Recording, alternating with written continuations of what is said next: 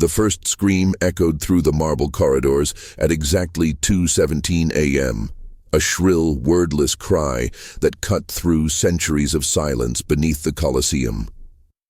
Marco, the restoration technician assigned to the lower vaults, had radioed in about strange markings moments before. Then came the static, the clattering of dropped tools, and finally, that terrible, echoing wail. When the team arrived, all they found was his helmet, its visor shattered from the inside.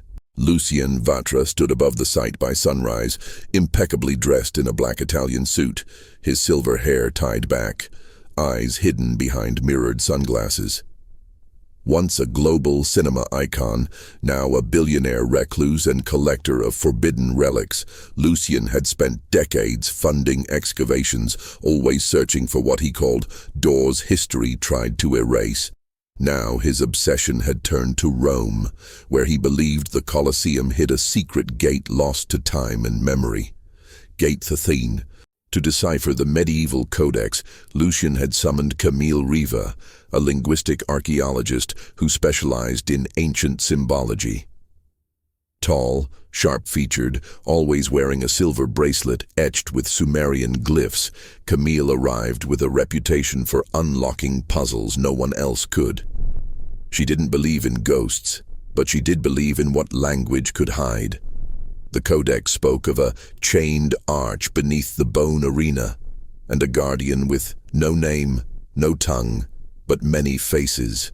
Alongside her came Dr. Elia Novak, a pragmatic digital architect whose 3D mapping algorithms had been used by governments to simulate the underground structures of historic cities. He was skeptical from the start. The Colosseum has 12 gates, always did, always will, he had said before seeing the scans. But then his software, fed live LiDAR data, showed something strange, a break in the symmetry, an arch that should exist but didn't. The security footage from the night of Marco's disappearance was pulled. Frame 198 showed something chilling. Reflected in the polished stone of the corridor wall was a figure, a man in gladiatorial armor, standing still, face obscured. No one had been physically present at the time. The guards swore the hallway had been empty. Vatra seemed unsurprised. "They don't always appear to the eyes," he said cryptically, running his hand along the cold stone. "But the stones remember, especially when fed with blood." That night, Camille wandered alone through the lower levels, following an intuition she couldn't explain. As she passed a half-collapsed archway, she heard it, faint, unmistakable, a whisper carried through dust and time. "Camille." She froze. The voice was hers. Above ground, Elia stared at his latest rendering of the Colosseum. It had changed again. A 13th gate had manifested in the digital blueprint. Fractal, shifting, refusing to hold still. "This shouldn't be here," he muttered, zooming in. But there it was. Gate XIII. The air inside Lucien Vatra's study was thick with incense and shadows. Lined with relics from collapsed temples and sealed catacombs, the room felt like a museum of forbidden architecture. Camille stood in silence as Lucien placed the ancient codex on a velvet pedestal. "This manuscript," he whispered, "was smuggled from a monastery destroyed in 1796. It speaks of a gate hidden not in stone, but in geometry. Gate XIII was designed to never be seen." The codex pages were stained, brittle, yet vibrant with ink that shimmered faintly when tilted under the light. Symbols spiraled inwards, looped glyphs resembling both Latin and Etruscan roots. Camille traced a phrase aloud, "Porta vinculorum, solum apperitur per sanguinem." The gate of chains, only opened through blood. She translated, her voice catching slightly. Vatra smiled, not with joy, but with knowing. Elia Novak leaned against a wall, arms crossed, skeptical as ever. "That could mean anything. Metaphors, ritual nonsense. There's no physical evidence of a 13th gate. But even as he spoke, his tablet buzzed. The Colosseum's most recent digital scan had just completed. He pulled it up and frowned. There it was again. A faint outline, inconsistent, glitching in and out like static. A negative space, perfectly symmetrical with the known 12. Later, deep within the Colosseum's underbelly, excavation resumed. A narrow fissure, previously dismissed as structural erosion, had widened unnaturally overnight. One of the site engineers, Luca, volunteered to inspect the passage. He entered with a flashlight and a body cam. The feed remained clear for 17 seconds, until the light flickered violently. Then came the darkness, the sound of metal scraping stone, and Luca's final panicked whisper. "There's something watching me." The camera was found hours later, crushed, its casing scorched. No trace of Luca. But Camille discovered something else at the fissure's edge. Coal-black markings scrawled along the wall. Symbols again, twisted versions of Roman numerals, and a message. Porta 3, non-transiers. Gate 3, do not cross. It hadn't been there the day before. That night, Camille couldn't sleep. She dreamt of the arena filled with chanting spectators, roaring not in joy, but in warning. In the dream, her father stood in the center, dressed as a gladiator, face pale, eyes vacant. He lifted his hand to point toward the shadows beneath the stands. "The 13th gate," he mouthed, before vanishing in a spray of dust. At breakfast, Camille asked Lucien if he believed the gate was meant to contain something. "All prisons are made to be forgotten," he replied. "But some doors, some are locked, not to keep things in, but to keep us out." As Camille descended once more into the cold, humming corridors of the Colosseum, she passed the fissure again. This time the markings had changed. Below the warning was a new line, freshly scratched into the wall. It read, "You have been seen." He emerged from behind a half-collapsed arch, like a shadow rising from stone. Wrinkled, hollow-eyed, and dressed in a janitor's uniform so faded it seemed part of the walls. "You're late," he rasped, as if he'd been expecting Camille all along. Aurelio Mente, the Colosseum's former caretaker, hadn't been seen on staff rosters in decades. Yet here he was, with a ring of antique keys and a gaze that shimmered like mercury. "They never truly fired me," Aurelio said, leading Camille down a path no one else had noticed. "You can't fire a soul that belongs to the bricks." His voice was steady, but his words floated just beyond the border of sense.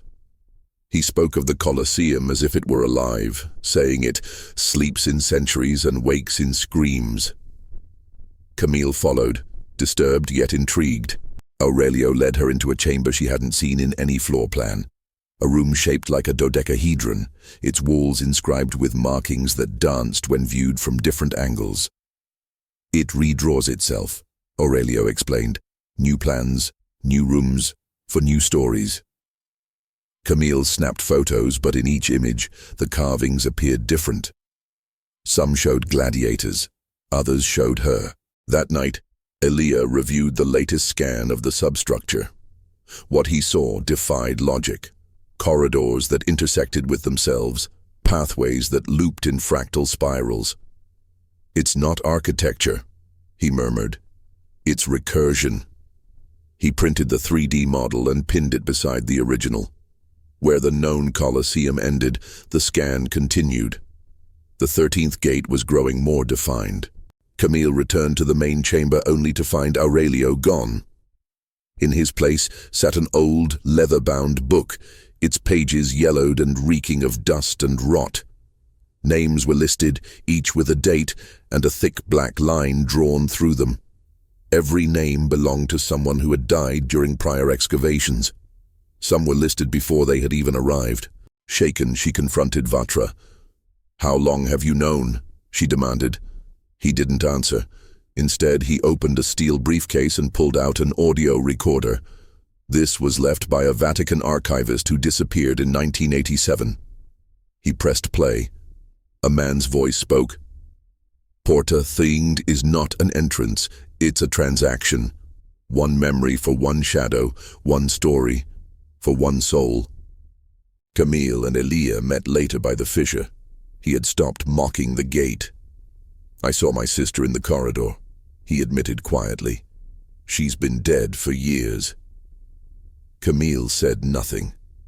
They both looked toward the widening crack, a pulse of cold air brushing past their faces as if the structure itself were breathing them in.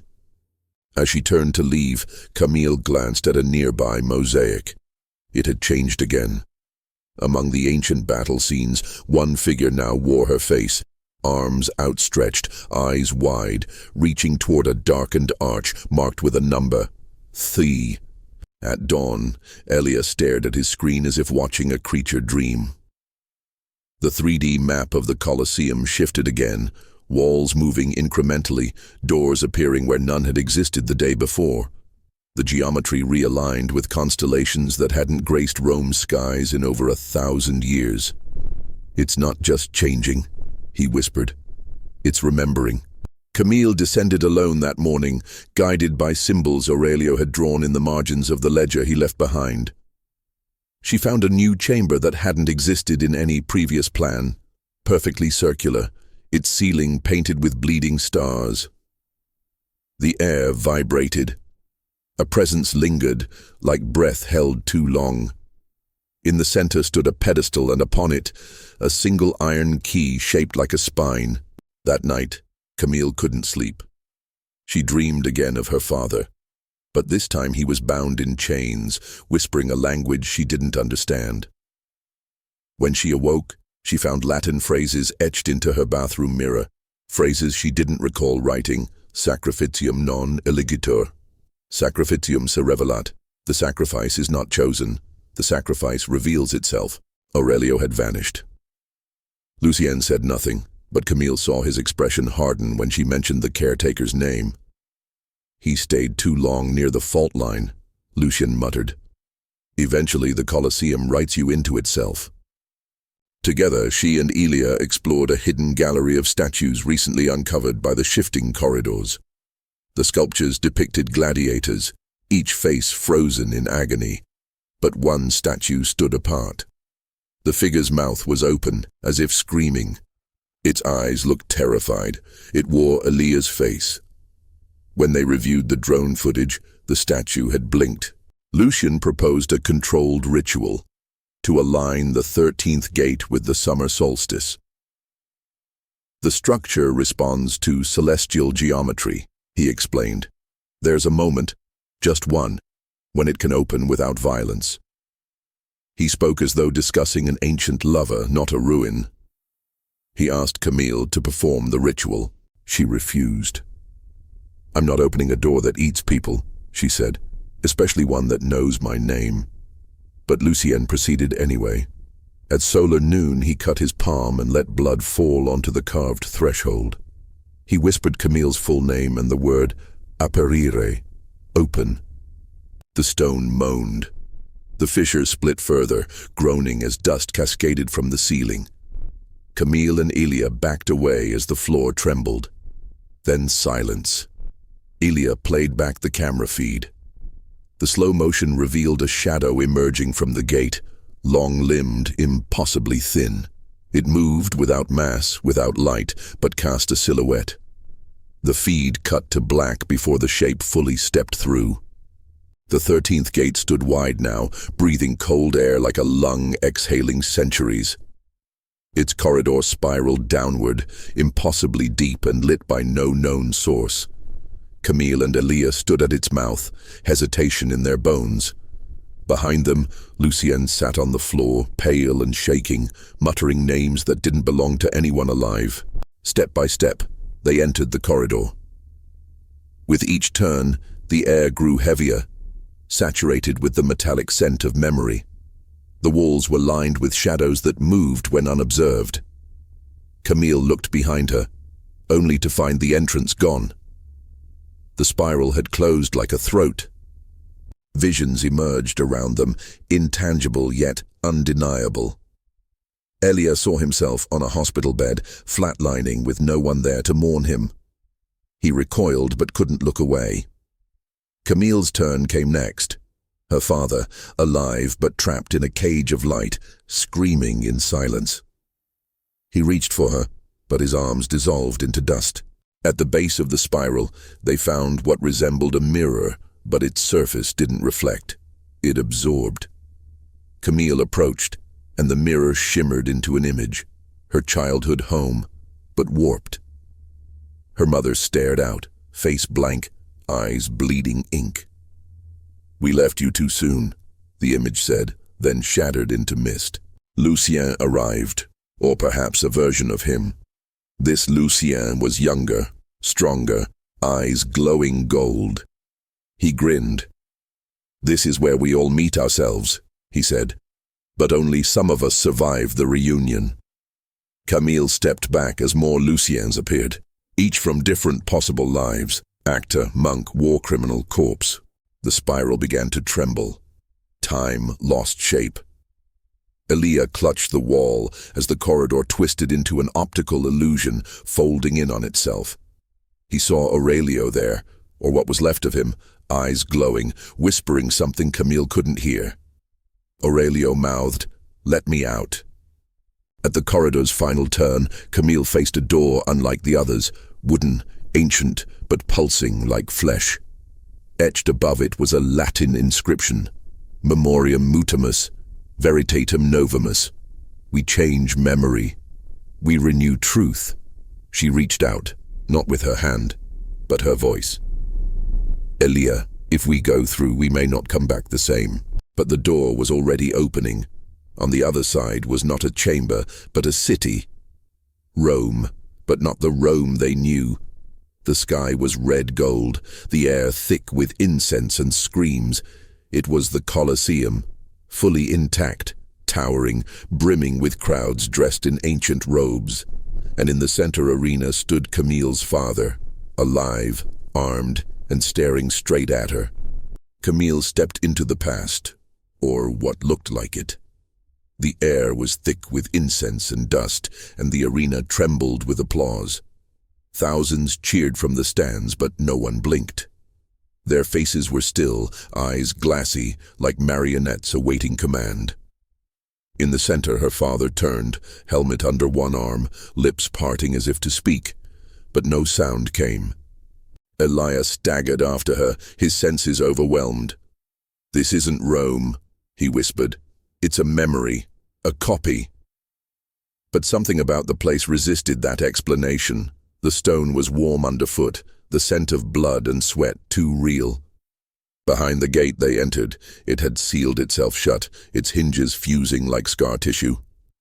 They explored cautiously. Beneath the stands, they found chambers pulsing with unnatural light. In one, Elia discovered shelves of scrolls written in shifting ink. As he touched one, it reshaped itself into scenes from his life. His childhood bedroom, his first love, his sister's funeral. "It's not showing me," he said. "It's rewriting me." Camille pressed forward, guided by a pull she couldn't define. In a corridor of obsidian stone, she found Aurelio, emaciated, eyes glowing faint blue, shackled to the wall. "You shouldn't have come," he whispered. "This version of the Colosseum isn't a structure. It's a storyteller, and it needs endings." As she reached for him, Aurelio melted into smoke, leaving behind only the key she'd found earlier, now glowing red-hot. Elia shouted from behind. He was surrounded by phantoms of gladiators, each bearing his likeness. They moved without noise, surrounding him in perfect formation. Elia closed his eyes and whispered, "I'm not the story you want." The figures froze and vanished. Camille rejoined him, shaken. "We need to find the way out." Elia nodded, holding a scroll that now bore a single phrase in Latin. "Exitus est fictus." The exit is a fiction. Suddenly the ground shifted. An earthquake? No, the Colosseum itself rotated, each level spinning independently, creating a new spiral downward. They followed a newly revealed staircase deeper, where the walls pulsed with ancient chants. Murals on the wall now depicted events from Camille's own life, conversations she'd had, nightmares she hadn't shared. "It's harvesting us," she said, "not just our memories, our potential futures." And at the spiral's bottom, a door stood waiting, shaped like a human ribcage. Camille turned to Elia. "You don't have to go any further." But he shook his head. "I think I've already gone too far to stop." They stepped through together. On the other side was silence, darkness, and then a cold marble floor. They stood once more in the modern-day Colosseum, but something was wrong. Camille looked up, and every entrance now bore the number 13. The Colosseum was quiet. Too quiet. No tourists, no guards, just the echo of Camille's footsteps, and the cold sensation that something had followed them through the 13th Gate. The sky above was Rome's modern blue, but the arena felt hollow, rewritten. Camille looked up. Every arch now bore the number 3, etched as if it had always been there. Time hadn't just looped, it had rewritten the structure's memory. Authorities arrived within the hour, led by agents of the Italian Ministry of Culture, but they were accompanied by men in Vatican insignia. Elia and Camille were separated. Lucien Vatra was found unconscious in the corridor outside the gate, curled around the codex like a dying monk. His pulse was weak, breath shallow, and in his hand was a small strip of paper that read, "I remember too much." Camille gave her report, omitting key details. The arena of echoes, the spectral gladiators, Aurelio's final words. The Vatican official who interviewed her didn't seem surprised. He closed his notebook slowly. "Some monuments are not built to be understood. They are warnings carved in stone, and some warnings must be buried again." Elia was discharged later that night, silent and pale. He barely spoke, eyes scanning every surface as if expecting them to rearrange. "It didn't end," he whispered to Camille outside the Colosseum gates. "It just changed costumes."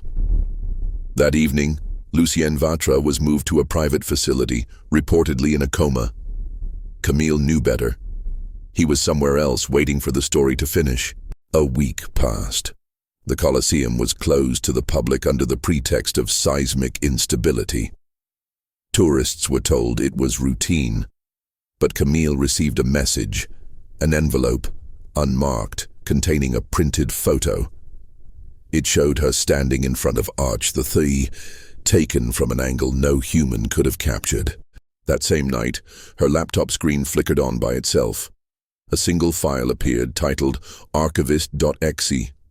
When she opened it, it revealed a map. Her movements, her words, her memories, every room she had entered in the Colosseum, every time she'd spoken Latin, a digital echo of her entire journey, recorded by something that shouldn't exist. At the bottom, one line pulsed. "We are still watching." Determined not to let fear take root, Camille published a paper under an alias, Architectural Rituals of Containment in Imperial Rome. It was quickly suppressed, but not before gaining traction among fringe academics and digital explorers. Forums buzzed with theories, decrypted chants, and altered photos of the arena. Then came the next disappearance. A tourist named Owen Marsh vanished after leaning against the 13th arch.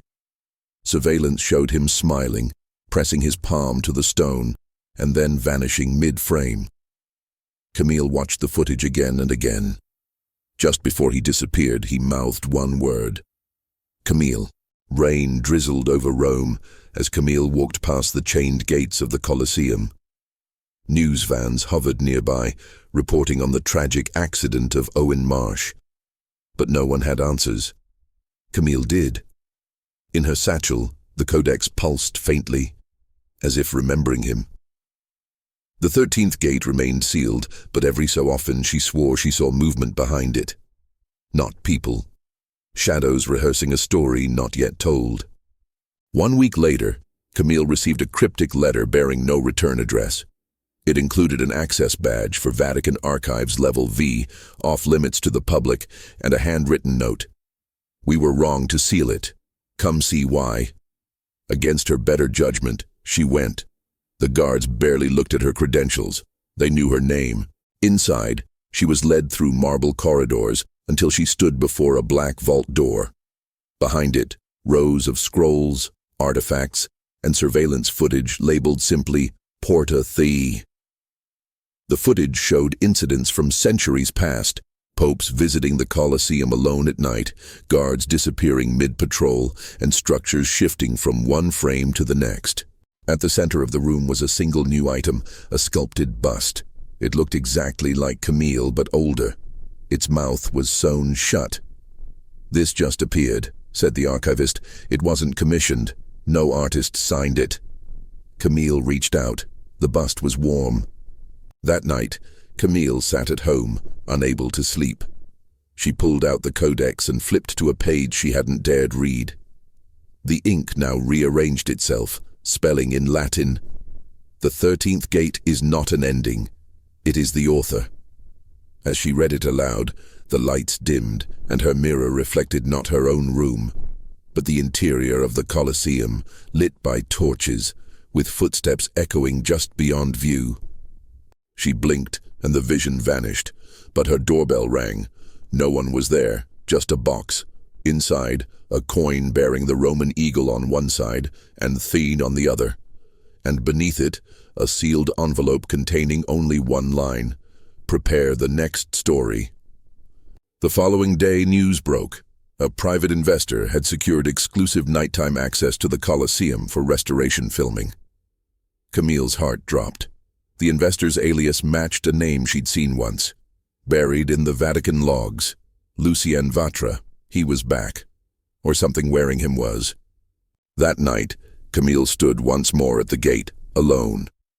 A breeze pulled through the sealed stones. And from somewhere inside the ancient corridors, she heard whispers, not just calling her name, but inviting her to write. The gate pulsed once, like a heart restarting. Then the stone cracked, just slightly, and the 13th Gate reopened.